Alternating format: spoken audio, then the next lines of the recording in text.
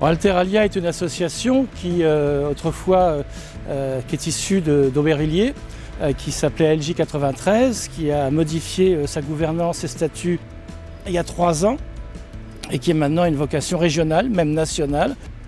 Donc d'une part, effectivement, notre mission classique, on gère un foyer de jeunes travailleurs, on gère un restaurant pour les fonctionnaires locaux, mais surtout le développement, c'est d'organiser, d'accompagner, d'aider l'État pour de l'hébergement d'urgence, soit des demandeurs d'asile comme ici, mais aussi des mineurs isolés. Ce centre d'hébergement d'urgence qui est double, une partie 250 places sur demande de l'État pour loger des demandeurs d'asile en particulier, l'autre partie à la demande du Conseil régional d'Île-de-France avec la Croix-Rouge pour loger des sans domicile fixe. On a fait le choix des modulaires évidemment pour la rapidité.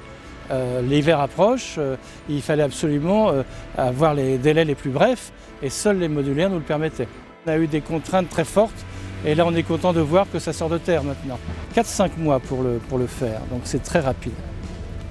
Alteralia en liaison étroite avec la préfecture des Hauts-de-Seine, évidemment, pour la définition du projet, et ensuite avec nos fournisseurs, en particulier Delta Mode, à régler toutes les questions. C'est compliqué, mais on y arrive sur ce terrain qui est un terrain de l'État, et qui est mis à notre disposition.